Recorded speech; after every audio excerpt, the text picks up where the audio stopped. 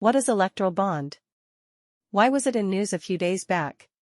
What is its brief history? Let's see all this in this video. This is Stocky. Stay tuned to get a clarification on this topic.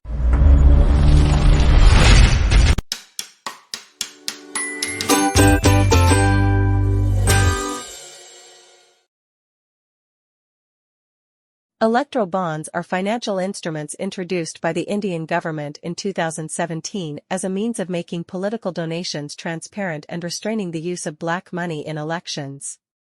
These bonds are essentially bearer instruments that allow individuals and corporations to make donations to political parties anonymously. Here's how they work. Purchase. Any citizen or corporate entity can purchase electoral bonds from designated branches of specified banks. Donation. The purchaser can then donate these bonds to a registered political party of their choice. Redemption. The political party can encash these bonds in its account within a specified time frame. The unique feature of electoral bonds is that they do not bear the name of the donor, ensuring anonymity. However, the political party receiving the donation is required to disclose the amount received through electoral bonds to the Election Commission of India.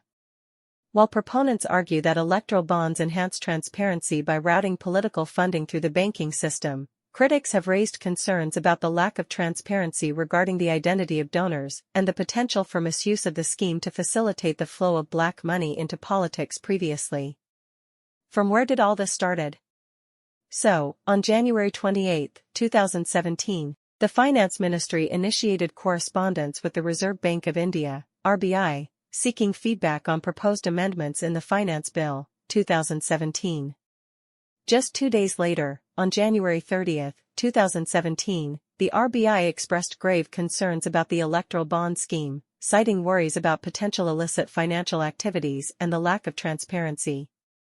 Despite these concerns, on February 1, 2017, the government announced the scheme during the budget session in Parliament.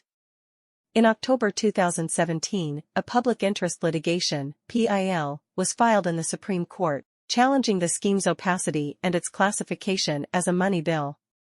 Moving forward to 2018, on January 2, 2018, the Department of Economic Affairs officially notified the Electoral Bond Scheme 2018 in the Gazette.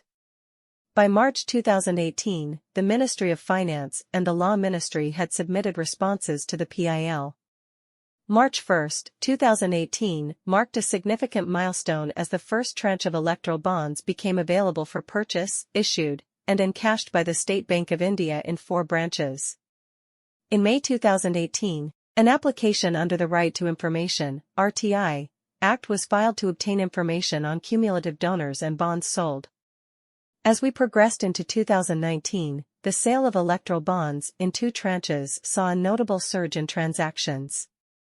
By November 7, 2022, the electoral bond scheme underwent an amendment, increasing the sale days to 85 in a year. In 2023, the arrest of former CM Chandrababu Naidu revealed that TDP had received 27 Indian rupees crore in electoral bonds, igniting controversy.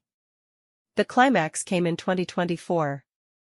On February 15, a 5-judge bench of the Supreme Court struck down the electoral bond scheme as unconstitutional. Following this landmark decision, on March 11, 2024, the Supreme Court ordered the State Bank of India to disclose bond details to the Election Commission of India, ECI. Subsequently, on March 15, 2024, the ECI released bond details on its website, including information about donors and recipients. Now you know, this is why all were behind electoral bonds till recent times. That was all about electoral bonds. See you soon with another topic. Till then, be updated, keep learning and happy trading.